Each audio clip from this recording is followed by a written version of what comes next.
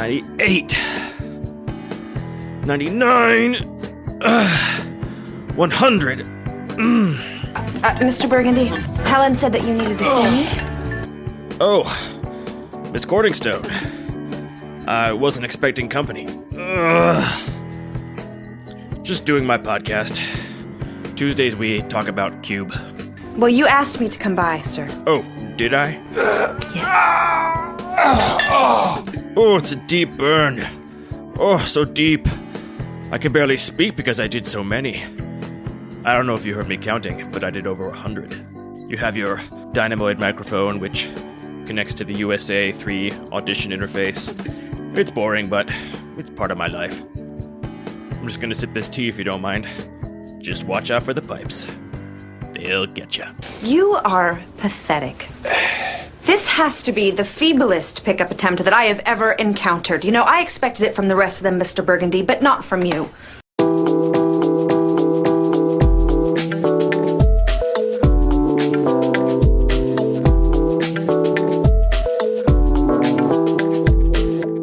Hello and welcome to episode 100 of Lucky Paper Radio. I am your host, Andy. I'm here with my co-host, Anthony, never broken a phone Maddox.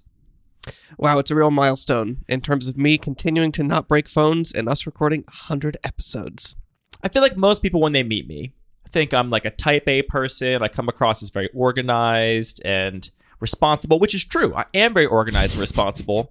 I agree, yeah. I have broken every single phone I have ever owned. Every single one of them has ended in being shattered, and then I get a new one. I have none left over. Isn't that kind of a what do you call it? There's a lot of bias in that because the motivation for getting a new phone is you break it, right? So it makes sense that you break 100% of your phones. That's what I thought was true for everybody. But then you come along and you just have a drawer somewhere with every single phone you've ever had in it with like a little tiny scuff here, little tiny scuff there. They're all just still working just fine. I mean, not just fine. You know what? I actually do have, is it my first or is it my second iPod that I think I literally had in middle school, and it still works. We booted it up recently. We had to find, those old 32-pin chargers to power it up. But yeah, it had all kinds of great tunes on it. That speaks volumes to the kind of person you are. You still have all these things and they're all in perfect condition. Yeah, I broke my phone again today, which is why I'm bringing this topic up. Just, chucked it on the ground in front of your house. I'm sorry laid for your it loss. Wrong. This is already the second screen this phone is on. I'll just get another screen for this one. It's fine. It's whatever. You don't even have a case. That's the other thing. Anthony doesn't even have a case on his phone, and he still hasn't broken a phone. Look, an iPhone is a beautiful object. They did a great job making it, and I don't want it to be any bigger. I mean, I agree with both those statements, but if I don't have a case on my phone, it's broken within 24 hours.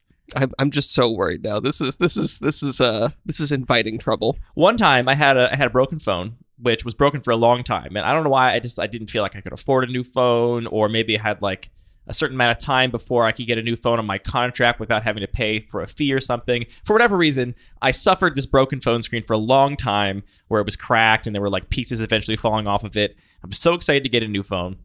And I go and get my new phone whenever I could get it. And the day I got the phone, I also ordered a case on the internet. I said, I got to get a case for this one. I can't break it.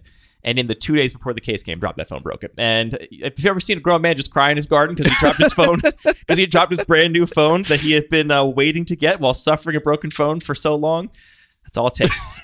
Boy, awful. What an image, crying in the garden. I want people to know glass. I don't lose or break other things. I can't think of anything else I've lost or broken in my life in recent memory. I've had bikes stolen, Nothing. but that doesn't count. Glassware? No, I never break glassware. Pretty much ever. It's just phones. You touch them all the time. They're so slippy. Maybe you got slippy fingers. I kind of like whip it out of my back pocket in such a way that I would say 1 out of every 100 times I just end up chucking it. Just it's a whole thing. As I mentioned up top, this is the 100th episode of Lucky Paper Radio. I cannot believe it. We basically started this podcast a couple months into the pandemic. We started in July of 2020. We were, not playing as much Magic as we had wanted to play. And so we thought, might as well talk about Magic even more. And that's when the podcast came to be. Here we are 2 years later, Anthony. And, pandemic is still a thing. It still rages on. 2 years. 2 years. I honestly can't believe it's been 2 years. I feel like we've been doing this podcast for 8 months. That feels about right. I was saying to someone yesterday that everything in my life either happened 3 weeks ago or 5 years ago. Everything feels either very close or very far away. And this thing feels like it hasn't been going for that long. I was looking through some of our past episodes, which this episode is going to be a little bit self-indulgent. I will say that My general rule for podcasts, which I've inherited from one of my podcast role models, is you don't talk about the show on the show. It shouldn't be a self-referential thing. We shouldn't spend a bunch of time talking about the podcast on the podcast.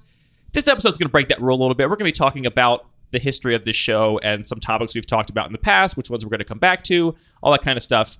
But suffice it to say, I was looking through our old episodes, and I was shocked at how long ago some of these episodes were recorded, where if you had said, when did you record the episode where you talked about the bread and butter effects of the density in your cube? I would have said, a few months ago. And that was over a year ago. That was like 14 months ago we talked about that. So wild stuff, truly. I'm shocked. This is a live shock. That feels like it was, 3 months ago. The other thing that recently has messed me up with regards to time and magic is that we've been playing Enchant Wordle. We brought it up in the show last week.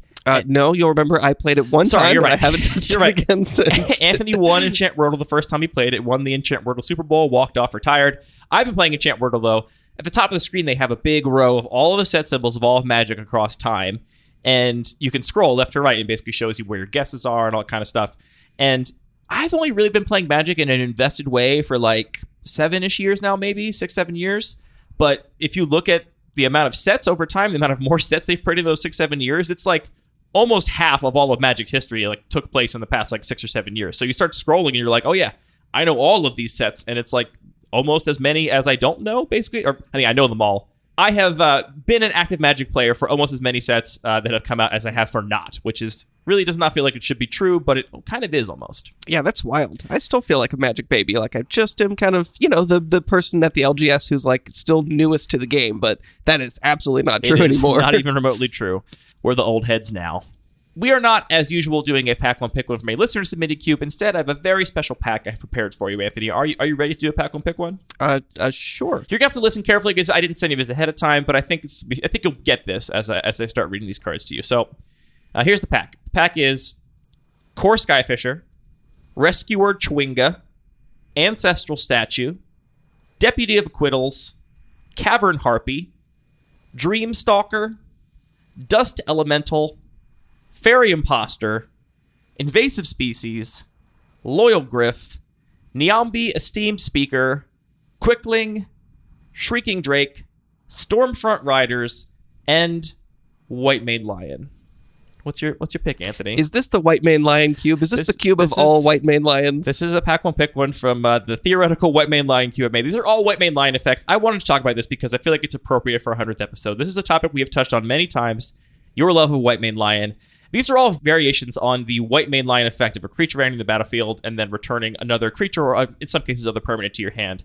I wanted to do this, Anthony, because you are an outspoken lover of Whitemane Lion, and we recently got another Whitemane Lion style effect in Rescuer Chwinga. This is something having to do with Baldur's Gate, I guess. I don't know what this character is. I think it's kind of cute. These are all creatures that when they enter the battlefield, they return something to your hand. There's a couple of variations here. This is an effect that Magic has come back to quite a few times. Honestly, more times than I thought when I did my Scryfall search. There's a lot of different knobs that can be turned here, right? There is the knob of, does it return just a creature or can it return other kinds of permanents like Core Skyfish or an Ancestral Statue?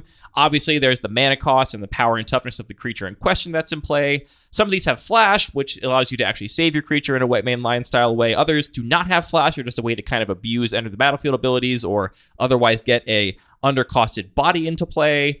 There's all kinds of variables that are at play here, whether it's a forced thing or a may action. And I'm genuinely curious to know, with all these cards presented in front of you, which one is your favorite design?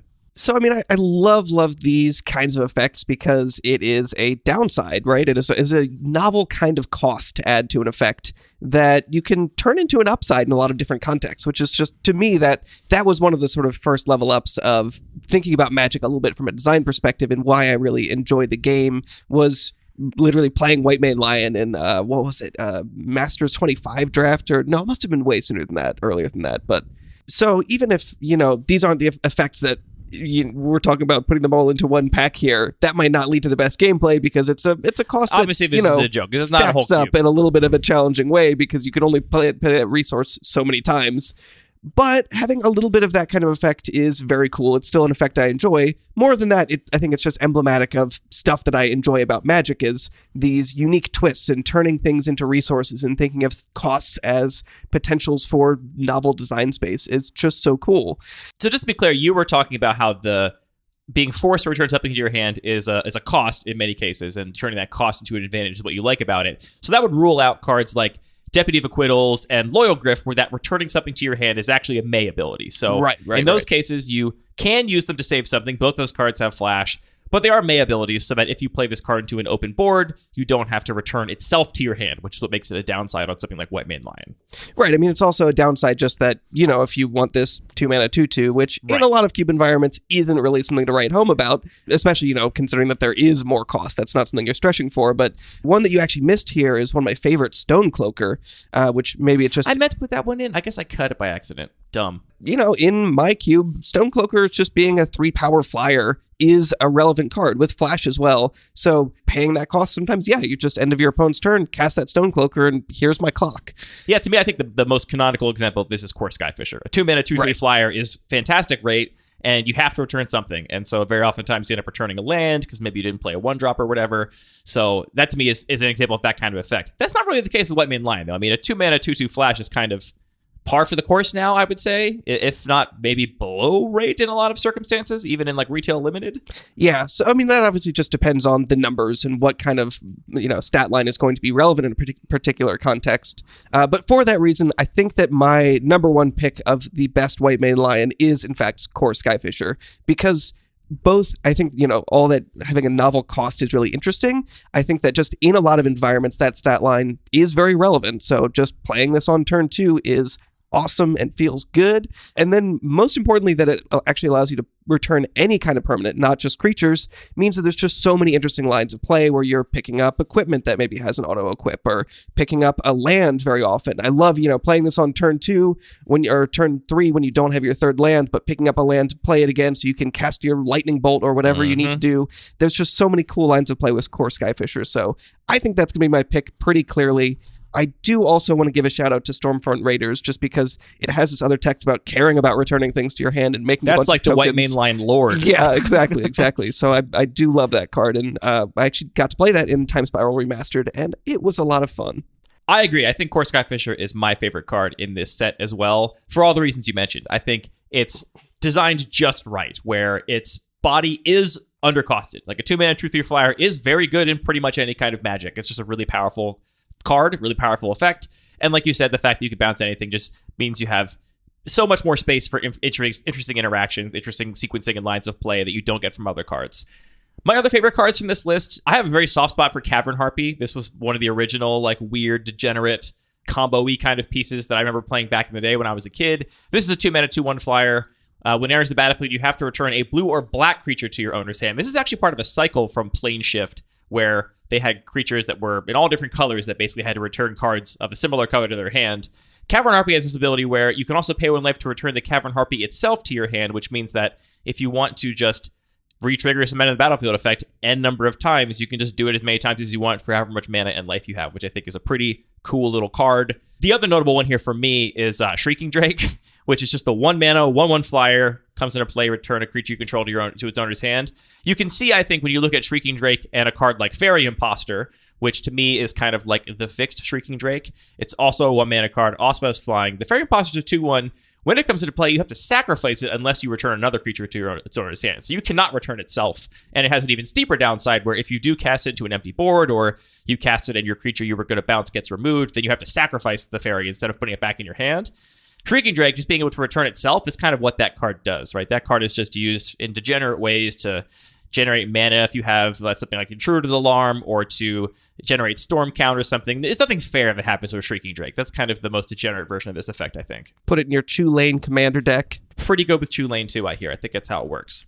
It is a little bit combo-y, but I actually do kind of like that with Whitemane Lion and Core Skyfisher, specifically with combined with Oketra's Monument, which both gives you a discount, turning them into 1-mana spells, but then also letting you just repeatedly bounce themselves to make a bunch of 1/1 tokens, which I'm not usually like a combo-y player. That's not the playstyle I most enjoy, but the fact that that combo has pretty steep design requirements in terms of how you're building your deck, and it does cost some mana, so it's not just like the game is over, but you have this powerful engine that is actually kind of interesting for your opponent to figure out how to disrupt. And I like tokens. I'm just a sucker for tokens. Pretty fun to play the peasant version of what is basically Thopter Sword combo. Yeah, basically. I think actually making this big list of all these cards and looking at all these effects, I think highlighted why Whitemane Lion itself doesn't do it for me, and it's because of the thing you alluded to, which is that it has this downside effect. You have to bounce something when it comes into play. You can turn it into an upside in all the ways we mentioned, but you have to bounce something. So it's not a May ability like it is on this new Rescuer Chwinga, which is exactly the same card, except you have a May instead of a must. So if you don't want to return something, you can just play Rescuer Chwinga on an empty board. You can just play it as a 2-mana 2/2. The thing about Whitemane Lion is, I don't think it's given me enough for that cost. Like, if Whitemane Lion was a 3/3, like, sign me up. Now I'm really into Whitemane Lion. That card's really cool. I think it's pretty interesting. The fact that I just can't play my 2/2 on an empty board if I just want to put the pressure on, it really kind of, that's why it doesn't do it for me compared to some of these other cards. Like, even a Quickling for me, which is a 2-mana 2/2 flyer, also has flash. This one has a sacrifice line like the other fairy, the Fairy Imposter, so it's even a little worse in terms of its downside than Whitemane Lion. But 2-mana 2/2 flyer is a much more respectable body that, like, yeah, that's worth jumping through a hoop for. That's worth building a deck around, having some cheap creatures I can return and then replay, maybe with ETBs, get your 3-bit Inspector or whatever. But yeah, I think that's why Whitemane Lion is not the one for me. But I'm glad we agree that Core Skyfisher is the most beautiful, the most resolved design of this kind. Excellent Magic card. I don't know if they make them like they used to. I feel like a lot of modern card pretty design much don't make them like they used to. It's very complex.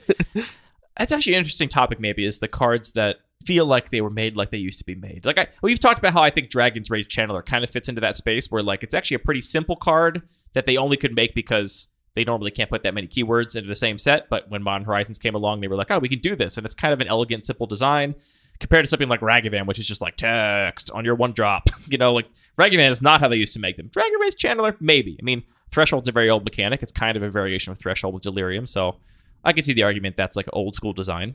Fair. Sometimes they do make them like they used to. I mean, they're just making so many Magic cards now. There are plenty that are still appealing to me. Thanks for talking about Whitemane Lions with me. My favorite type of Magic card. So is it safe to assume that Rescuer Chwinga is not going to get the nod over Whitemane Lion in the regular cube? I don't think so. Because you can't do the combo with that is true with because that's another thing about it's always tiny the way little that knobs. It really changes how cards work, though. Right, and it's a big thing about how they've changed a lot of the way they design cards. Is that's kind of like a rough edge they've sanded off by saying, oh, you can't just like accidentally bounce itself all the time because that's stupid and leads to like weird edge cases that if you're doing the normal thing with the cards is not what you're hoping to do. So they've fixed it in some ways, but the fact that it just doesn't do all the cool things to me. I can't. I don't think I can make that change. It's funny because to me, I think all the differences of Rescuer Chwinga make it more a card I would like. The fact that you get to sometimes stumble into a Thopter Sword level combo and the fact that you can't play your Whitemane Lion into an empty board are both downsides to me. But that's why we both got cubes, man. Everybody's got their own cube. You got your cube. I got my cube. We do our own thing. Can we agree the art's better on Rescuer Chwinga? I think this illustration is fantastic. I love these little rabbits. It reminds me of a very specific artist that I have been trying to think of, actually, for the last couple of weeks, and I haven't been able to figure it out. If you know what artist Anthony's thinking of, send it into mail@luckypaper.co and solve this brainworm for you can him. Actually, I can give you a better hint. If you watch the Loading Ready Run draft of the Robo Rosewater Cube, there is a card. It's like whenever you cast an artifact, that's a great hint. +1/+1. Wow, you really just handed it to him, Anthony. Don't make it too easy on him. What? So there's a card in that cube that features art by the same artist? Or? Correct. Yeah. Okay. Yeah. So this is not like a fine artist. This is like no, an it is actually. It's a painter. Okay. Well, I can't remember. Someone figure it out and send it in. We'll be forever grateful. But I appreciate Whitemane Lions as well. To each their own, Anthony. I have gone through our past episodes and a little behind the scenes. Let's give people a peek behind the curtain a little bit. You don't have access to the analytics for the podcast. I'll share them with you pretty often and let you know how we're doing, what kind of subscriber counts we got, if an episode did particularly well. Yeah, why are you holding that secret from me? I'm not holding it secret. The way it doesn't actually, I don't think, have the ability for you to give multiple accounts access. I'd have to give you my credentials. I don't know. It doesn't matter. I can figure that out if you care. I can give you access. I'm not hiding it from you. But I did go through all of our past episodes, all past 100 of them. And we should actually say, including bonus episodes, this is actually like our 107th episode or something. There's a lot more audio in the feed than just those canonical episodes. But I went through all of them, and I pulled out some of the episodes in our past that stood out, either because they got a lot of attention, got more downloads than usual, or it's just an episode that we have referred back to a couple times. There are a few of our episodes I find myself constantly pointing people to. And that makes me wonder if we should return back to those episodes and possibly cover those topics again. I thought we could talk about these episodes that were popular and maybe what we would do differently about them now, what we've changed our minds on, or what we think we did well, potentially. Does that sound good to you? It sounds self-indulgent. Let's do it. That's what we said it was going to be. Yeah, this is not a great first episode. If this is the first episode of the podcast for you, don't. Go back and listen to one of our good episodes. May I recommend, let's say episode 75, all about Brainstorm. Go listen to that one if this is your first episode. That's a good first episode. If you like Brainstorm, absolutely. Or if you don't like Brainstorm, it's all about Brainstorm. All right, Anthony, the first episode of ours that I think outpaced our subscriber count and really did a little better was our 5th episode, which was the problem with 5-color good stuff. This was the episode we recorded after Jay from our local play group had 3-0'd your regular cube with a 5-color good stuff deck. And this was an outcome you were not particularly happy about, and you had basically decided you were going to try and fix this 5-color good stuff problem, which, is it safe to say you have successfully fixed that problem in the regular cube? Yeah, I mean, safe to say to the extent where this is just not something that comes up or I think about. So yeah, definitely fixed. Yeah, looking back, I forget how much work I put into sort of trying to especially speed up the format and add more rewards for building more focused decks. But yeah, the last couple times we've drafted it, we've seen all kinds of different color combinations. There are some that are a little bit prominent, but we're still seeing all kinds of different decks be reasonable and successful in the draft. Yeah, I think the ways you addressed in that episode to handle that problem that did pan out for you. I think there's one thing we didn't talk about that is actually a really good way that my own cube curbs 5-color good stuff, and that is that I run 3 cycles of Shocklands, and if you draft a mana base to play a 5-color deck reliably, you just are going to be dead to your own mana base pretty quickly. You're going to lose a lot of life to your fetch and Shocklands, and that is a really big limiter on how many colors you can reasonably draft. So even though I have, I think, 75 or 76 fixing lands in my 360 card cube at the moment, we had a draft last weekend, and everybody was a 1 or 2 color deck. There was maybe like one deck was splashing a color, but there was nobody in 4 colors, nobody in 5 colors, because I think our play group knows that if you take 8 shock lands and 7 fetch lands, you're just going to be dead to aggro. So I think one of the things we did talk a lot about is that sort of importance of speed of the format. There's this axis of, can I play more colors at the risk of not necessarily having them all on time, but that's okay if the format's really slow. Would it be fair to say that mana base with all those shock lands that's dealing a lot of damage to yourself is just another sort of aspect of controlling the speed of the environment? Yeah, I think it definitely is. It makes the format faster, and just, I'm a big fan of fast games. I don't really like when games get really drawn out. You end up in these big board stalls. I think last Tuesday we had a draft of James's Brea Cube where I had a lot of games with this deck where it was just like huge board stalls, and the kind of Magic I was playing was navigate this complicated board state and don't make a mistake. Like, don't screw up one of these weird interactions and forget to do something, which I did a couple of times. It's very frustrating. James really likes that kind of Magic. He was saying, like, yeah, this is the kind of Magic I like, and I like it too. It's definitely not my favorite kind of Magic, though. It's definitely not what I'm trying to accomplish with a Bun Magic Cube. I want games to be constantly proceeding to moving towards the end. I don't want the game to be like expanding and getting as if it's going to be longer. And so I think that's a big factor there. I have played a lot of other cubes last week, and we also drafted listener of the show Scott Mertz's cube, which is pretty similar to my own in terms of power level and speed. There's definitely some differences in card choices, but by far I think the biggest difference is that Scott's cube has original duels instead of shock lands, and by comparison that draft was pretty much, I think, half the decks were 3, 4, or 5 colors, just huge nonsense. And Daniel built a beautiful 5-color Niv deck that I think had no basic lands in it and 2 cards that were not gold cards and performed really, really well. That's not possible in my cube because of the shock lands. You just couldn't do it. I bet Daniel could find a way if you put Niv Mizzet in that cube. Daniel's been drafting my cube, and he's been, there's no Niv Mizzet, but he's tried to draft the gold decks, and he just drafts aggro now. I've broken it. Oh, that's so sad. I don't think it's sad. I think drafting aggro's cool and fun. The next big episode we had, Anthony, was currently our most popular episode to date, and that is episode 17, How and Why to Build a Cube.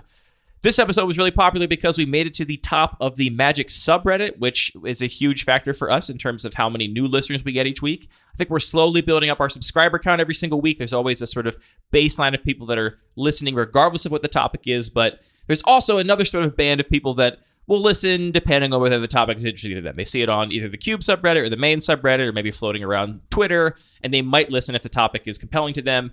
And in this case, we got a little bit lucky and just happened to write a Reddit post that was a little bit sticky and viral and made it to the top of that subreddit, and we are still trying to make an episode that tops that to this day. That's kind of bleak. We peaked 17% of the way through. I mean, to be clear, our listenership has only grown. It's just that this particular episode, Right. If we look at it in a certain way, that's maybe not totally representative. If you look at the analytics month by month, you can barely even see this blip anymore. If you look at it week by week, though, it's pretty stark.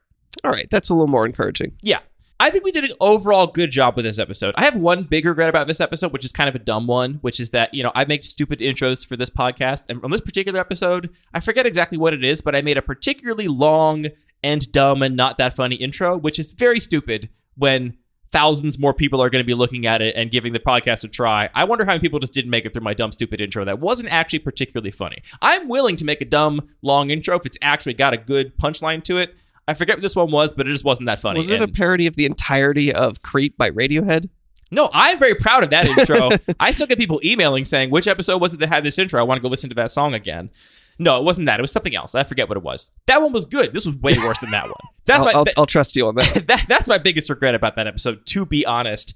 My other thought about this episode, Anthony, is that, we definitely are mostly talking to our regular audience, which is people that own cubes, design cubes, like thinking about cube, like playing cube. It's like part of their normal experience of magic, and that's largely what the show is about.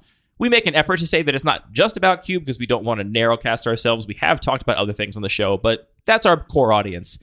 Every once in a while, I think we have to make a show that tries to bring more people into this tent with us, because if we only ever talk to that audience, it's hard for anybody that doesn't know cube, that thinks they might like it but doesn't have a way in, to find our show and to find a way into the format. And so we made this episode as a way to try and get people to just find this format and maybe love it as much as we do, get as much out of it as we get out of it. Ultimately, I think that if our mission was to get more people to play cube, an hour-long podcast is just a terrible format to do that. I think ultimately like a video, or maybe even a short, compelling article or something, a series of TikToks, something like that is probably a lot better at getting people actually to play cube than an hour-long podcast, which already has a big barrier to entry. So that's the other thing I think about when I see that this podcast was really popular, downloaded a lot, listened to a lot. It just makes me think there's clearly people out there that want to know if cube is for them, and I wonder if there's a better way we can address them than an hour-long podcast. We could make a really short podcast. It goes like this. Yes. Cube is for you. Cube is for you. I agree. I think that I would love to do more. We can get really into the weeds and into a lot of detail in a lot of episodes. So I think doing more of this kind of like lower hanging fruit and like more open inroads to just get people into cube would be really appealing to me. And I think we have done a pretty successful job at that. I think we've seen, especially with the recent Battle Box article we wrote and the episode about building a cube from your collection, we just saw a lot of people replying and saying, hey, I took that seriously, and here's the cube, here's the Battle Box, I made it. And that to me is like literally the measure the thing of success. I love to see the most. It's just the thing that's most exciting to see about this show when that happens. So I'd love to do more of that, and thank you all who sent in lists and actually took that seriously. Yeah, if you're somebody out there that like hadn't played cube before, listen to episode 17 and you are still listening right now, God bless you. So it's like, I'm so excited that it worked and that we have successfully brought you into this world. Next popular episode, Anthony, was episode 24, Setting the Tempo, touching on a topic that we are always circling around, always trying to figure out how to actually define and talk about tempo in a way that is reasonable.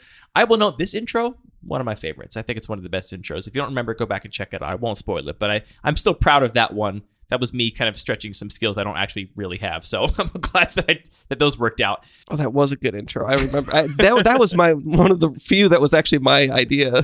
Was that your idea? It might have been. I had some input. It might have been. You might have given me the seed. It's teamwork. Yeah, sure. Brain combined, good.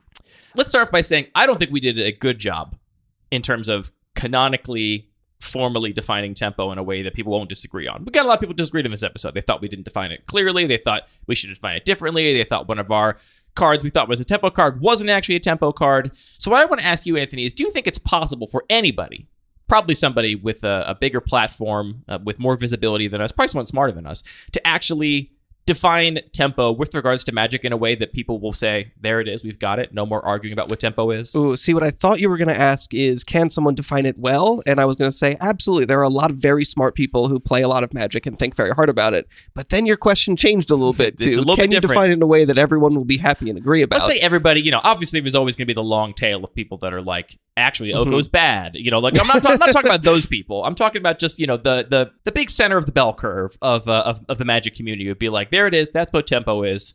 We can all agree. I think if it was easy to do that, it would have already been done. So I'm gonna say a soft no. Yeah. I don't know if it's going to happen either. It's one of these terms that I think actually is trying to describe a couple of different things and lump it all into one thing. And so what you get is people that, their gut, their intuition, their experience of the game is that one of these elements actually matters more or less than another, and that differs from somebody else's experience of the game and the Magic they've played. And so you get this disagreement. I still think it mostly comes down to the resources in Magic that do not carry over. They're not permanent resources. And that's basically turns and mana. If you don't spend your mana in a turn, you don't get to carry it over to the next turn, right? You only get your mana for that turn. If you don't spend it, that's a wasted resource. And similarly, your turn itself, the combat step, the untap step, all those things, that's also a resource. If you don't use your turn to do something, then you're also not getting that back, as opposed to cards, which are these like resources that continue to exist throughout the game, right? If you have a card in play, that card continues to be in play and generates you value over time, whereas mana and turns do not. That's still my loose definition of it, and I still stand by some of the claims we made in that episode that, playing things like 1 mana cantrips are oftentimes a nod to tempo, because you are not going to have anything else to do with that 1 mana on that turn. And so if you don't have a 1 mana cantrip in your hand on your control deck that has nothing proactive to do on turn 1 and no counter magic till 2 mana, then you're just wasting a resource. You're wasting that first mana you would play. You're wasting that turn by not doing anything with it. And that could be a tap land, that could be a ponder, it could be whatever. I still think that's a tempo play or a consideration of tempo as to why that card ends up in that deck. But I think we're going to keep coming back to this topic for the rest of the history of this show. Yeah, I mean, broadly speaking, it's just like, how does time matter in Magic and games? And that it always will. And it's always going to be different and complicated. Time do be mattering. And specific to different contexts. So yeah, I think that this is going to be always an aspect of how we talk about the game. The next episode is actually not a very popular episode. It got about as many downloads as normal. It was not a standout numbers-wise. But this is one I find myself referring back to all the time. That's episode 31, Bread and Butter Breakdown. This is an episode I thought was much more recent. It was 70 episodes ago that we recorded this, but this was the episode where I went through my Bun Magic Cube, Anthony's regular cube, and the Degenerate Micro Cube, the list at those times, and I tried as best as I could to categorize what I was describing as bread and butter effects in Magic. This was things like removal, counter magic, mana fixing, card selection, and card draw, just things that tend to be a part of any kind of Magic you're playing, but, oftentimes don't define a particular deck or strategy or archetype. That, just the grease that makes the cube operate. And I was just curious to compare those numbers and see how they compare between our environments, see if we could relate any of our qualitative play experience of those cubes with the quantitative numbers behind them. And I keep referring back to this because it's a very reasonable question for people to ask, how many removal spells should be in my cube? And if you listen to this show, you know that we aren't going to tell you how many removal spells you should put in your cube, because that's entirely a factor of your own design sensibilities.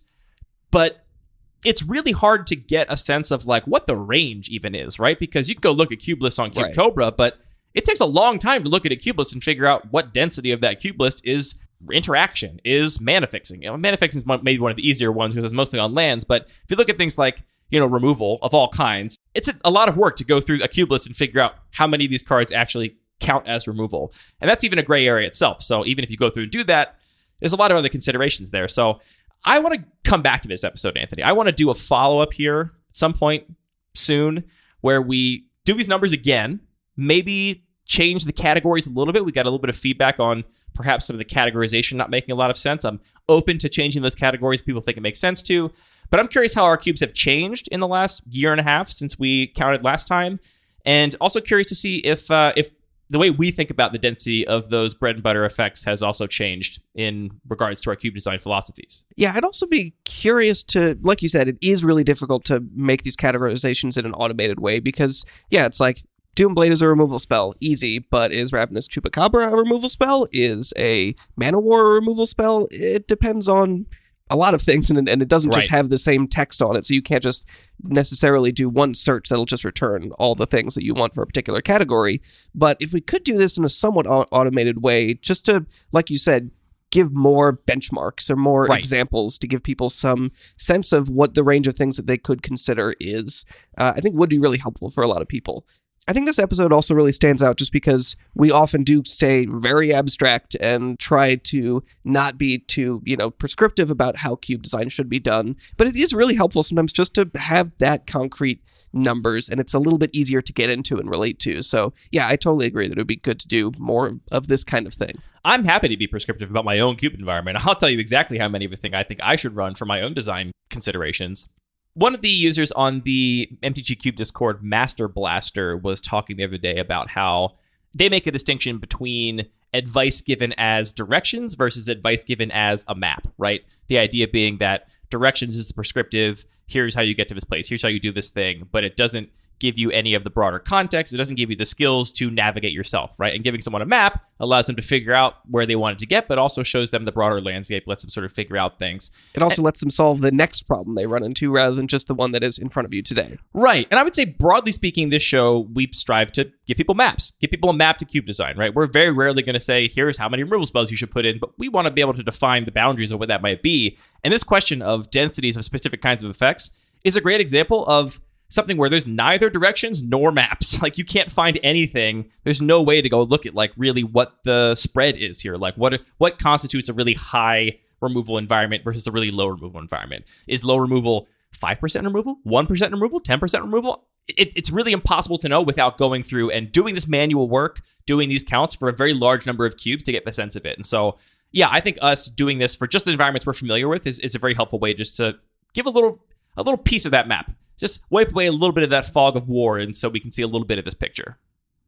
Our next popular episode was episode 39, A Flat Power Level, wherein we talked about whether a flat power level was even desirable, what power outliers did to an environment, all those sorts of things. I think this one was maybe popular kind of because of the title. I think the title is a little bit grabby here. I think the distribution of power and the curve of power level is something that's talked about a lot in cube design. People often like to describe it as an environment with a flat power level. And as we talked about, I don't think that's true or even desirable if you really see it through to its logical conclusion. I think we've touched on this topic in other ways on later episodes, even if we haven't explicitly talked about the power curve or what a flat power level is. But I also got to say, I feel like in the last couple years, I've heard people talking about flat power level less than maybe they did before, and maybe just accept the fact that there is a broader power disparity in their cube than maybe they would have accepted 3 years ago. I feel like I'm kind of in that boat. I definitely thought of my cube as a very narrow power band environment for a long time, and nowadays I'm like, yeah, you know what?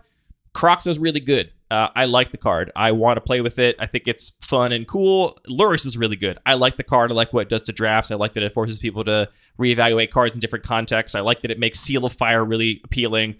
So I'm willing to just say, like, yeah, I've got some power outliers. Yeah, they're really good. Whatever. That's fine. It's part of how I think about my cube now, whereas before I might have been constantly trying to do some sort of mental gymnastics to make it seem like they actually were in a narrow power level band. Yeah, I think this was something that was very much taken for granted for a long time, that it was desirable and maybe in some cases even necessary for a cube to be a cube. But I think that once and really I think that a lot of other people in the community also took a critical look at this and thought about not just, is this a rule, but why do we want this? Like, what goals is this serving? And yeah, it does serve some goals. There are reasons to strive for a flatter power level, but there are also good reasons not to. And there are good reasons why it's not really necessarily possible either. So I feel like this was a pretty helpful episode, but also just having that conversation with you was really helpful for me to think about cube design in general. Episode 41 was Cube is Not a Monolith. We got a lot of positive feedback on this episode. That was a big one. Yeah, it wasn't like a huge outlier in terms of downloads, but we definitely got a lot of people that appreciated hearing that point explicated at length on an episode. Basically, it was us, kind of being critical of the common discourse around Cube, which just presumes everybody is building a powered vintage cube or a very powerful vintage cube, and that anything that's not in that vein is not worth talking about, is not cubable, not cube worthy, all these kinds of terms. And I'm glad we made that episode. I think that episode is kind of like a rough mission statement for us. And I don't think it's because of us at all, but I do think that the bar has moved a little bit on this, I would say, in the past year. I look at the kind of cubes that have been on Magic Online even in the past 12 months, and I think there's a broader acceptance of just the different kinds of things a cube can be. It's understood by more people, and maybe people have a little bit of a less narrow idea of what cube is these days. I'm going to disagree with you on 2 points. I think the bar has moved a lot on this. I haven't seen the word cubable used in weeks, months. I feel like it's really just changed people. Did you just filter that word out on Twitter, though? No, I only block cryptocurrency words, and I do block Wordle just because I don't need to see that. Yeah, I have a lot of things sorry. blocked. The other thing is, I do think that we've had a big effect. I think that our discourse and sort of pushing that Cube isn't just this one thing. It's not just the Magic Online Vintage Cube has really had an impact on the community. So I'm going to give us some credit there. Well, I hope that's true. That would be very nice to think that that's true. And, I even look at just like Caleb Gannon's Powered Synergy Cube, right? Which was a cube that did eschew a lot of the very powerful cards and explicitly said, I'm not going to play with those powerful cards. I'm going to force you to jump through some hoops to, get this thing accomplished. That was a very popular cube. Lots of people liked on Magic Online. I think ultimately at the end of the day, and we've talked about this ourselves, part of the problem on a very broad level is that if you think of a cube as not a design project, not a self-contained limited environment, but instead a format that's going to be on Magic Online that you are essentially advertising to people. You want them to spend their money, their tickets, whatever the Magic Online currency is, to play this format, then I think the predominant sort of, or what maybe used to be the predominant language around Cube was kind of a marketing thing. It was like, well, we have to, we want people to play this environment. Let's pull them in with a bunch of powerful cards. And that became the de facto cube, the Magic Online Vintage Cube. And then from there, any other cube that popped up had to kind of define itself somehow in opposition to that, or had to define itself as a novelty. I think of cubes that have come back time and time again, like Carmen Handy's Proliferate Cube, which, I understand why you call it the Proliferate Cube, because that is a very concise, a clear way to describe the kinds of things the cube is doing. Or David McDarby's Live the Dream Cube. Similarly, you're kind of marketing this thing as here's what you can do in this environment. I think that has the sort of knock-on effect of some people seeing that and kind of reading that as a little bit of a novelty. Okay, this is the cube where you put all the stuff with counters. This is the cube where you put all the silly 13 mana spells. And I think that has leads people to be a little bit maybe dismissive of them as a self-contained, valid design exercise in exploring what limited Magic can be, and instead think of it as a little bit of a novelty. And that, I think, is just a byproduct of the fact that you're going to put it on Magic Online. You have to describe it in one line. What else are you going to say, right? Other than the thing that kind of sets it apart from what people maybe know Cube to be. Yeah, it's interesting how that cuts both ways. I feel like it is so powerful to have a hook for cubes, but also anything that you're trying to convince people to be interested in. Having a clear, concise one line to say, hey, we could even think about sets this way. It's this is the set about Greek mythology. This is the set about Norse mythology. It just is so much easier to capture. This is a set about American gangster mythology. Sure. Than this set is complex and nuanced and deep, and there's a lot of stuff to discover. People aren't going to get that interested in that. But at the same time, even though having that one-liner can make things a lot stickier, it also makes it, like you're saying, a little bit easy to dismiss as just, it's just about that one thing. Right. So it's complicated. We do, in a way, sort of have to kind of market things if we want people to be interested in them. Right. So I guess what I'm saying is I think maybe in the Cube community, we've gotten a lot better about understanding that there's obviously a wide spectrum here. Honestly, if anything we've done has moved that needle, I think it's probably the Cube map, where you can very clearly see, look, here's the Magic Online Cube. It's up here in its little tiny peninsula, and there's a couple cubes around it. Well, it's a pretty big peninsula. It's at the, this is kind of a factor of how the math works, but it is at the edge, right? It's at the edge of the sort of landmass, and there's just these sprawling field of other cubes that are completely different and have not that much to do with it at all, right? There's actually a very diverse, being able to see that visually, I think it's a lot more impactful than just saying to people, there's lots of cubes out there. They're like, okay, cool, great, whatever. Seeing that actually laid out visually, I think, is probably very impactful. Anyway, even if we've gotten better at this within the Cube design and Cube gameplay community, I think maybe this problem maybe still exists in broader Magic at large. For example, we've talked about how CubeCon, I think people should just show up to CubeCon that just like playing limited Magic, right? Just if you like drafting, CubeCon is for you. But I think by necessity, the way you have to market that event is it's a Cube event. And then you think, I only go if I play cubes, if I design my own cube. And that's the same kind of problem, I think, where once the cube's on Magic Online, you have to kind of market it in a particular way. And that causes people that might not be part of this community yet, might not know what Cube is, might not be invested, to maybe just think, write it off as something less than what it actually is. Yeah, that's definitely true. And I agree. I would love to see more people not fall into that sort of pigeonhole of thinking, CubeCon is just for people that already play Cube, but just this is the event for, I want to draft a lot of novel and interesting environments all at once in one weekend. I'm going to go a little faster because we're taking longer than I intended to here.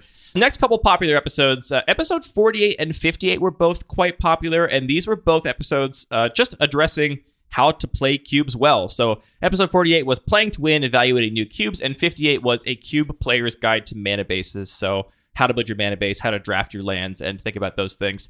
I do want to come back to these kinds of topics, specifically in the context of CubeCon. We're going to have a list of cubes that are going to be played at CubeCon. I think a lot of our listeners are probably going to be at CubeCon, and I think if we're going to talk again about how to play a novel cube environment, taking some of those lists leading up to CubeCon, doing episodes where we really dissect them, not as cube designers, but as Magic players, and try and figure out what the best strategies are, how we would approach those environments, what we at least think, what our reckonings are as to how we would go about drafting those to win, is something I want to come back to because, you and I are not the world's greatest Magic players. I think we're okay, we're pretty decent, but, that's not why you listen to this show, right? If you want to listen to good Magic players talk, you listen to PVDDR, you listen to Dominargus Judgment, don't listen to us.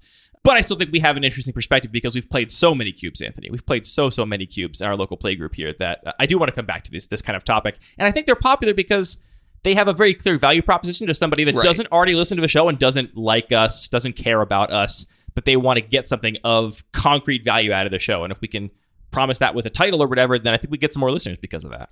It's also just a very difficult thing to talk about because how do you break down, what are the decisions you make during a draft or during a game? We can talk about some abstract heuristics, but a lot of it just comes down to those individual moments that's hard to set up and give relevant context for. But I agree. I would also say, just for myself, for my own goals, I want to be playing a lot more Cube and improving because I definitely don't feel like I am even at the level that you're putting me up at right now. So I don't think you're giving yourself that much credit. I think you're better than you say you are. I appreciate that. I want to do better. Ultimately, we don't play digital Magic, and so, if you have just a few bad cube drafts back to back, it can feel like I haven't won in a month, right? Like all of a sudden it feels like it's been a long time since you've won, and that's, ultimately I think just the regular variance of life.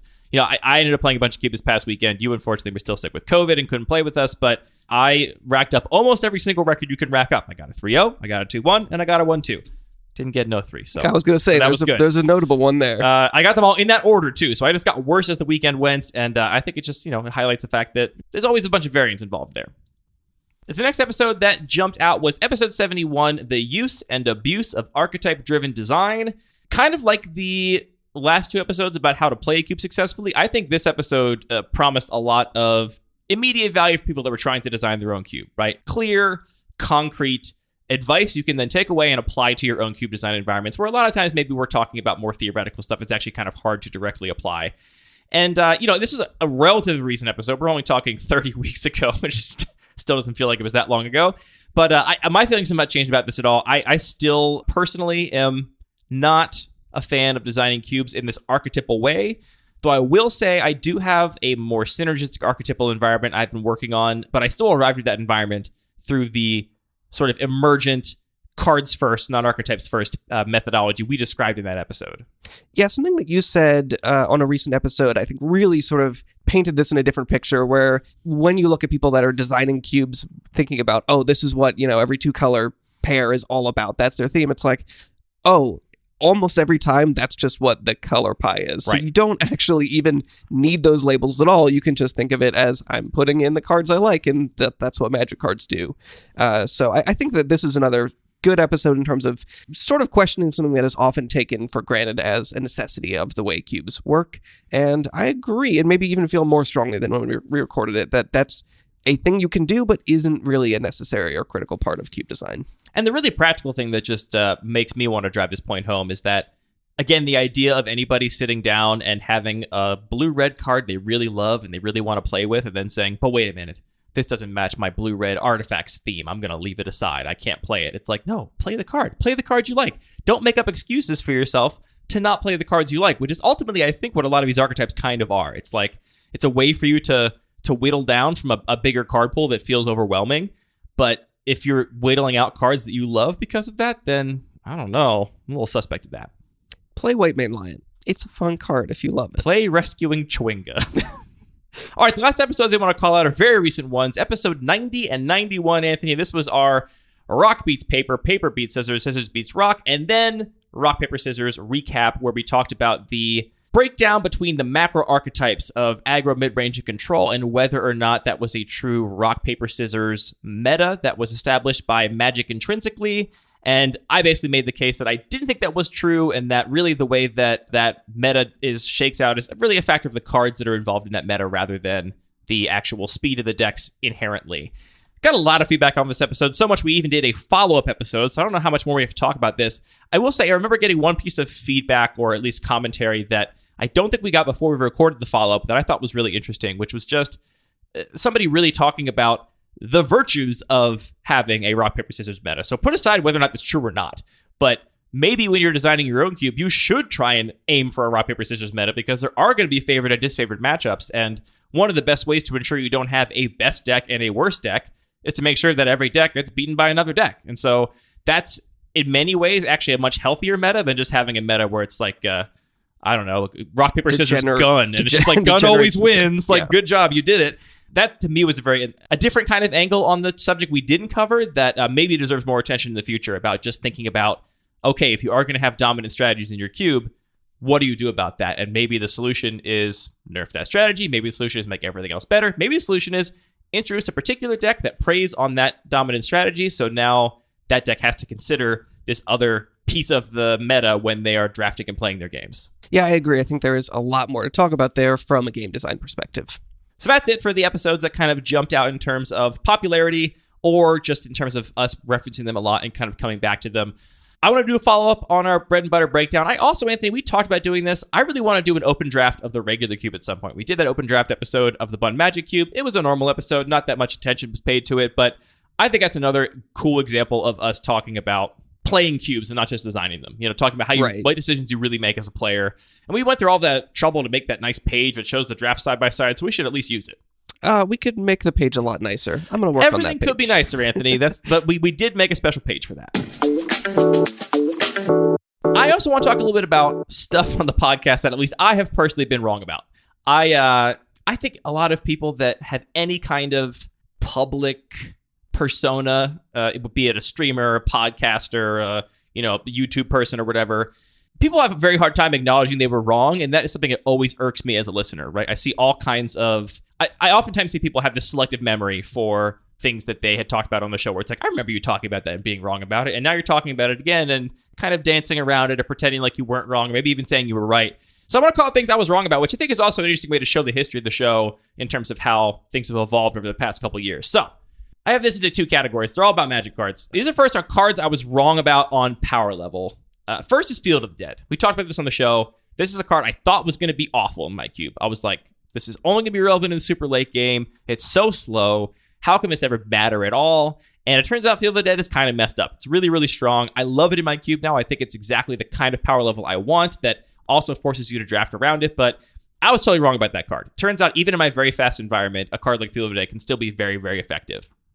I've been very wrong on different set reviews, I think, about various black aggro cards, specifically 2-drops. I have 4 called out here. All 4 of these were added to my cube. I think all 4 of them I gave pretty optimistic ratings, and all 4 have since been removed. And that is Null Priest of Oblivion, Valky Lord of Lies, Torok Dreadcantor, and White. All of these cards I was pretty excited about. None of them have played out the way I wanted them to in my cube, which maybe says more about the deck they're being played in than the cards themselves, but I think it's something about these black aggressive threats that looks appealing on paper, and then when you get them to play in actuality, they don't actually work out. I do want to shout out Bloodsky Berserker here as the black 2-drop that could. This is the one that I put in a little bit tepidly. I was like, this card seems nowhere near as good as... that was in the same set as Valky. I was like, this card seems nowhere near as good as Valky, but I'll give it a try. Bloodsky Berserker has survived, and I think it's way better than Valky in my environment, and also a card I really much prefer the play patterns of, so...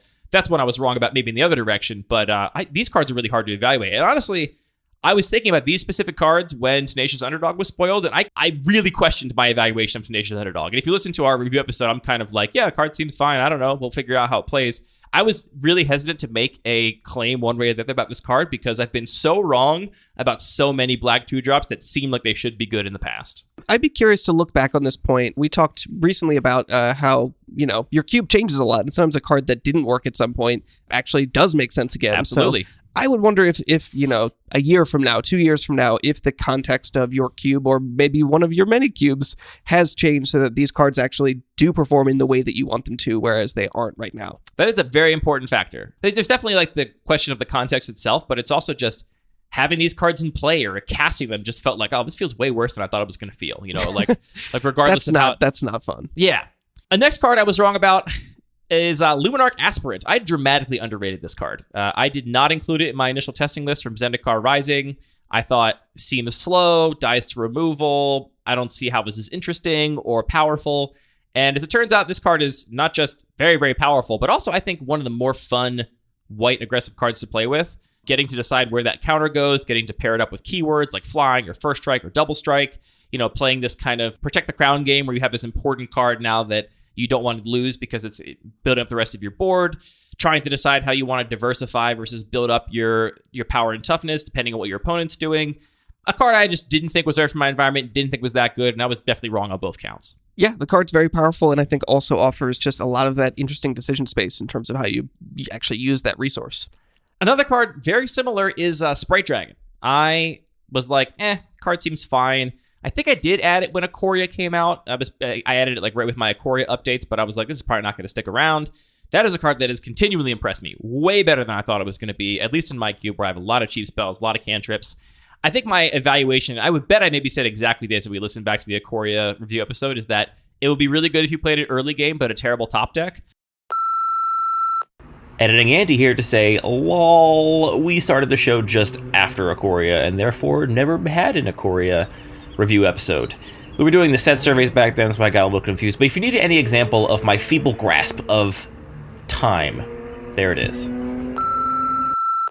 And listener, let me tell you, I have top decked this card on turn 7 and immediately turned it into a 4/4 with Flying Haste. And the card's just great. No matter when you draw it, it's really good. I don't love the illustration on it, though, I have to say. I don't either. Yeah. I looked more closely at it recently because someone said it was fine, and I was like, actually, it is not that bad, but it's not my favorite. I would love to get a promo Old Border Sprite Dragon in Double Masters 2. Fingies crossed. I think I cut Storm Chaser Mage in some context for much this. Much better art. And Storm Chaser Mage just looks awesome. It's so much cooler. Exciting. Lightning bolts in the Sprite Dragon. It's just there's no energy. The composition There's is no completely energy. dead the posture on is Sprite just Dragon. A dragon. Yep, just bleh, I hear.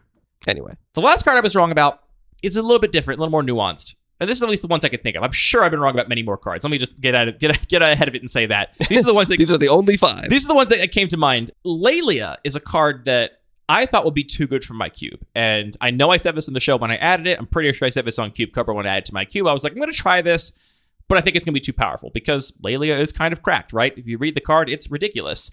And I got to say, in practice, the card I think is actually kind of exactly the power level I want out of 3 drops in my environment. I have a very fast cube, very efficient cube, lots of removal running around. And so I want 3 drops to be so good that if you get to keep them in play for 2 or 3 turns, you should probably win the game because that's hard to do in my environment. 3 drops just die to all kinds of removal, and she's no different. And most of the time she's been played in my cube, she's died to a disfigure or shock, whatever, before she even gets 1 trigger. So the card is no doubt really good, but I thought it was too good, and I was wrong about that. It's actually, I think, right about the power level I want for my 3 drops in my cube. Wow. I think you might be a little high on it. Yeah, I think the card is very powerful, and it's also just not necessarily the kind of card that I enjoy playing with. It sort of it's great. Plays in it draws cards. What's wrong with that? Too many cards. I like it a lot because it's not. I mean, it's a huge threat. It can win the game on its own, but it does it by drawing you more cards, which is more variance, right? The way in which it's good, it depends on what you built your deck to support it. I don't know. True. I think it's cool. Next are cards that I'm honestly, I think, more embarrassed by the next cards. Oh, you know what? One last one here. Very, very recent. Ledger Shredder. I was wrong about Ledger Shredder. Thought the card would be kind of meh, and turns out it's actually great. And also turns out I love it. I will say I think maybe the time on the feedback loop here is getting a little better. I think it took me almost a year or 9 months to realize Luminarch Aspirant was great for my cube. And Ledger Shredder I had realized even before we had finished our set review episode. When it was spoiled, I was like, meh. And then 2 weeks later, I was like, actually, I love this card. It's going right immediately. All right, the next ones, and there's fewer of these. These are cards I'm actually a little more embarrassed to have been wrong about because these are cards I was wrong about, not on power level, but on play patterns.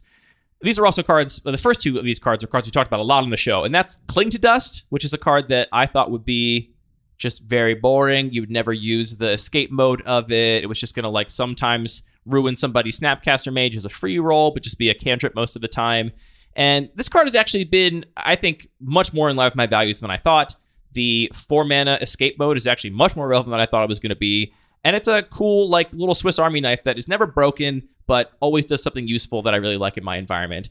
I was wrong about the play patterns on that card. It actually ended up being kind of interesting. Other one we talked about on the show is the Seeker's Chariot. It's a card that I knew was good when it was spoiled. I was like, yeah, this is a lot of stats for 4-drop. I didn't like something about it. I can't remember what. Go listen to the episode. But actually, it turns out this is a card I really love. And again, the reason I love this card is because it is answerable by a wide range of interaction, but none of them answer it fully, right? If you have a way to shatter the vehicle, then you're just left with the 2 tokens. If you have a board up to kill the tokens, they still have the vehicle. If you have a removal spell to use on either a token or the vehicle after it's crewed, then you can get some value either way or the other. So there's a lot of ways you can like interact with it, but none of them are really a blowout. It's always kind of like an incremental sort of card. And of course, the cool like long tail interactions of being able to copy a different kind of token makes it really interesting and exciting. I love copying tokens. I want to make a commander deck all about making land tokens one day. The last cards I was wrong about from a play pattern perspective, which we have not talked about at length on this show, Anthony, but I think you have some opinions on, is the Evoke Elementals from Modern Horizons 2. I thought I would like these cards for my cube. I thought these are powerful cards, clearly. I think that the option to evoke them will be quite compelling. And as it turned out, I don't think, for the most part, free spells are the kinds of play patterns I want to seek in my environment. Now, I do still have Force of Will, Force of Negation, and Daze. Cataxian Probe is kind of a free spell, kind of. Gush? I don't have Gush anymore. So I do have a couple of those things floating around. Those cards, I think, feel like specifically the counter magic, I think, fills a very particular role. I did not like the play patterns of these cards. And actually, it was specifically you. I remember you were playing against somebody and they played a Solitude against you. And just, I saw your face. You were just so sad. And you just went, that card's so stupid. And I was like, and I immediately just felt in my heart, I was like, you know what? He's right. That card is stupid. And I ended up cutting them all. And if I'm going to list all the things I was wrong about, I do want to have one called shot. I did call that Fury was going to be probably the most powerful one of these cards in most cubes. Everyone was kind of low on Fury, if you may remember. They were like, Grief, Solitude, these ones are totally busted, Subtlety.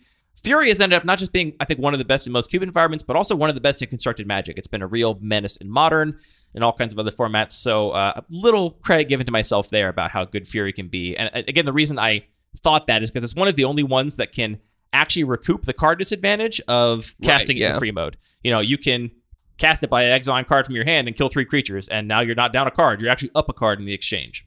Yeah, I agree, and I don't think this is going to be surprising. I think free spells are a little bit contentious. They do really change the kind of environment and the kind of expectations that players have going into games, and they're not really for me. It's just not really to my taste.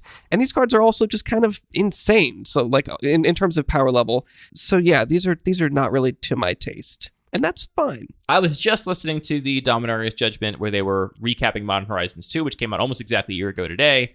And they were talking about how much of an impact all of these cards have had on Modern. And yeah, they were definitely like, a flagship cycle from that set. And I first thought, yeah, this is going to be cool. It's going to be cool to, probably almost always cast these, but sometimes get to free cast them. And the actual play patterns were just ended up being a bummer. Didn't like them. Also, the other thing I didn't like about them is once I added them to my cube, everyone was like, oh, Ephemerite's in the cube, right? And I'm like, no, Ephemerate's not in the cube. I don't like Ephemerate. I'm not going to let you Ephemerate Grief on turn 1. It's stupid. Look, I did get to Ephemerate Grief on turn 1 in someone else's cube one time, and that was enough. Did your opponent have a good time? No, they did not. Interesting. It's also a little bit disappointing to me because I really do love Evoke. Evoke is such a cool mechanic where it is really is a unique kind of modality that then, speaking of Ephemerate, has a long tail of unique interactions. Which, being able to sacrifice the thing with the trigger on the stack, all that kinds of stuff. I agree. I like one of my favorite things to do. So tap it to Springleaf Drum. It's so cool. So cool. I'd love to see some more Evoke on maybe some simpler, less backbreaking kind of effects. Like Croxa and Uro. It's basically Evoke. Basically. Anthony, you been wrong about anything on the show? I'm sure I've been wrong about most things. I definitely don't think as much as you do about like the nuances and the really fine details of the power level of cards that are up here in the lofty reaches of legacy and vintage cubes. I think you're also less inclined to make a strong statement on anything. That's true. Mm-hmm. Yep. For better or worse, I will put my foot out there. Does it end up in my mouth? Maybe, but I will make a call sometimes. So I think that my wrongness is just a more sort of spread out malaise. It's not these notable places you can pick out. I'm just a little bit wrong all the time. All right, the last thing I want to talk about, Anthony, is I want to address the question we get the most often from people by far, which is a question I'm very surprised to get this often, and also very honored. Many people ask us, Anthony, when we're going to start a Patreon. We've gotten this question, I don't know, maybe a dozen times since we started the show. People have said, like, can I give you money? Which I think it's great that the culture of the internet now is that people expect this. They expect people that spend a bunch of time and their resources making content for others to consume, be it podcasts or whatever. They expect that Patreons are kind of what happens, right? There's that people should be supported. I love that fact of it. We have not started a Patreon as of yet, and I don't think we're going to remove the possibility for all time in the future, but we have been very hesitant to start a Patreon, Anthony. Maybe we each have our own slightly different reasons. Do you have thoughts as to why? I want to let people know, like, what we think about this, so that maybe we can head some of these questions off at the pass. I mean, I would say for me, it's not so much like I am opposed to doing it. It's just not why I'm interested in doing this podcast or, the articles and the Cube map and all these other projects we're building as Lucky Paper, because I'm just interested in making those things for their own joy of making them and contributing and bringing more people into the community, hopefully. So it's just not something that I think is super necessary or valuable to me. I also just transparently am doing fine. I don't need your money. So, yeah, I mean, that is part of it, right? Like, Anthony and I are not rich, certainly, but we both have no children. We're in our mid-30s. We work in technology. And, if we had a Patreon that made $40 a month that we split two ways and they had to pay taxes on, that would just be a little bit bit not more be worth it, right? Yeah, a burden of also then, like, we have other people that are affiliated with Lucky Papers, so figuring out just the details of that just adds more complexity than would be worth, right? Right, and, I'm sure there are people listening for whom $40 a month would be a huge deal, and maybe it stings to hear us say that, but that's just the reality, right? Like, it would be a certain amount of work to manage the Patreon and, like, figure it out. It'd be a whole other thing to think about. And, I think for how popular we are, we probably couldn't make enough money for it to be something we were really excited about. Beyond that, I have other kind of hesitations about the Patreon thing. A big one is that I don't want magic to be my job, and obviously we're very far from that happening, right? Like, we make no money from the show, and it would be a very long time before any of us could... We'd have to be like 100 times as popular before either of us could make any amount of money that would start to replace any portion of our job. So that we're pretty far from that. But I do think once you take money from people for something, it kind of fundamentally changes your relationship with them and with that thing. And this is my hobby. I do this for fun, and I don't want, I kind of don't want the dirtiness of money to pollute it, for lack of a better word. I think it would ruin it a little bit for me if that was part of why we were doing it. I don't ever want to be thinking when we're making an episode or, spending our time on a project for Lucky Paper, like, what will our Patreons think of this? Or like, will this get us more or less patrons? Will we lose people if we put out an episode like this? I don't ever want those kinds of things to ever drive any of what we do at the show or at the website. Yeah, I mean, we said earlier in the show that the metric of success is seeing more people get into Cube and respond to us here. I built this because you guys inspired us, and that is not at all a joke. And that's absolutely where I get the reward from the show and how I measure its success. Yeah. It's also, as a hobby, just really nice that we build stuff for our day job, but we always have to sort of consider how are we making something that has the most value for our clients and, making the right decisions on spending time where it's actually meaningful. It's really nice to be like working on the Cube map and spend way too much time like thinking so self-indulgent about the size of the dots depending on how zoomed in you are and like little details that could I justify spending the number of hours I've spent on these details for a real world project? Absolutely not. But because this is something that I'm just putting my free time into, I can. And that's really a delight. Yeah. And another thing I think is important to kind of inform this, which is also a little bit of a peek behind the curtain. Anthony and I build websites for a living. We've been doing this for our entire adult lives, and many years before that, in both of our cases, we've been building websites since we were teenagers. And we really think hard about sustainability in all the things we do. So the website costs basically nothing to host, right? Like the hosting fees for the website are like cents a month. It costs almost nothing. By far, the cost, like the $15 a year I pay for the domain name, is way more expensive than the hosting for the entire website. As of right now, this show is hosted on a podcast platform that is free to us. We don't pay for the podcast hosting at all. It's owned by Spotify. It might go away at some day in the future, but they basically run this as a way to just get more shows into the podcast world because they see that as a net gain for them because they're all hosted on Spotify too, and people maybe will sign up for Spotify to listen to podcasts.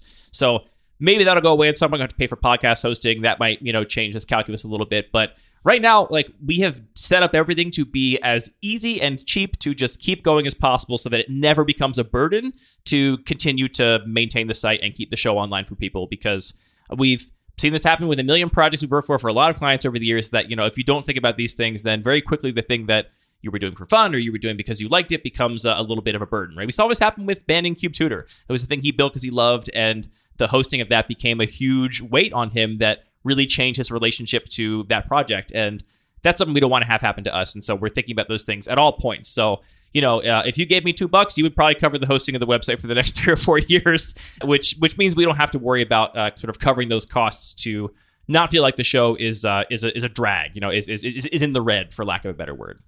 The last thing I'll say is that, we've also thought about selling stuff, making play mats, all that kind of stuff. And I have reservations about that too, because I don't like making more stuff that's unnecessary. If you're playing Magic, you have a play mat. You probably don't need another play mat. And we could try to convince you that having another play mat would be cool. Maybe you'd like a play mat we designed, but that's just more manufacturing and shipping and stuff that, I don't know. Maybe we'll do it someday, because I do believe in creative output and art. And I do think that making a cool play mat is a form of art and creative expression. And I think that it's worth paying some of those environmental costs or whatever to do that thing in the world. So I'm not putting that off the table, but I will say that's what I have weighed all of our conversations about. Should we do this thing? That's one of the factors, right? Is that do we really need more playmats in the world? Is that really what we want to be doing?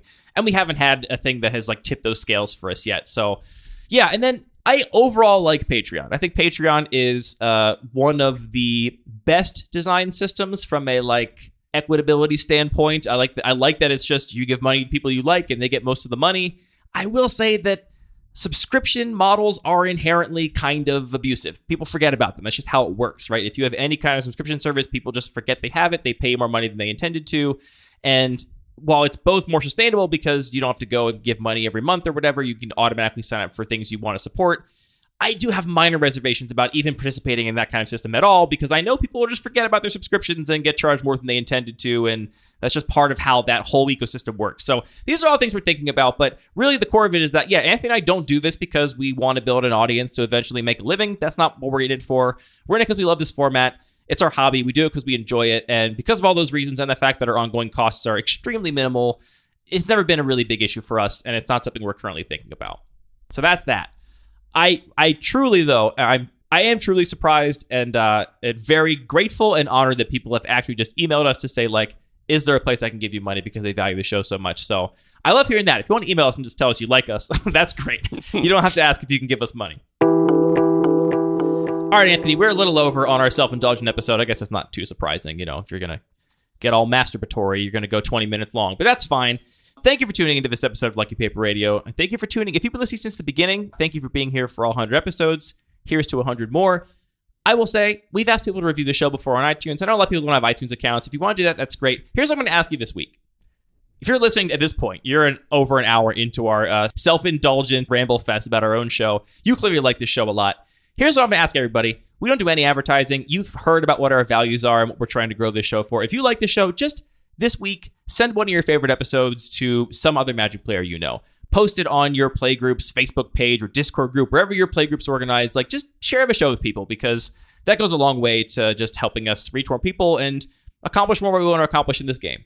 Yeah, we really just appreciate all of you for listening and all the little things you do for us. And there are, sharing the show, if you also want to just, follow us on Twitter and upvote us on Reddit and leave comments on Reddit on the episodes we put up every week. All of that goes a long way just to making the show more visible and ultimately, hopefully, meet that bottom line of getting more people to play Cube with us.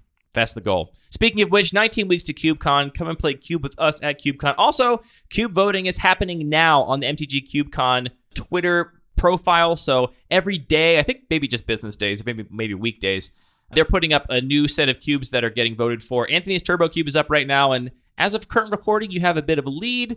That lead is slipping away, but fingers crossed that holds out, because I would love to play some Turbo Cube at CubeCon. Also, I have an advantage. I've played a lot of Turbo Cube, so I get to come up with a competitive edge there on all you scrubs who've never played it before. So I don't know. I expect people to come prepared. Hope we get to play a Turbo Cube there, and vote for all the other cubes you want to see there, because that's how it's going to go. All of our music is produced by DJ James Nasty. Thank you to James Nasty for being willing to produce his music for us. James is a friend of ours in the Baltimore community. He played Magic for a long time. I don't think he's played in a few years, maybe since the pandemic, but I still see him around every once in a while. So thanks to James for making that music for us. I really am glad to have our own music that is reasonable and professional for the show. All the Magic cards are produced by Wizards of the Coast, and this show is produced by Anthony and I getting together every week to talk about Cube, regardless of what else is going on in the world. You gotta have something to distract you, I guess. I love a ritual, Anthony. I love a ritual. It's part of why podcasts are so good for me. Key.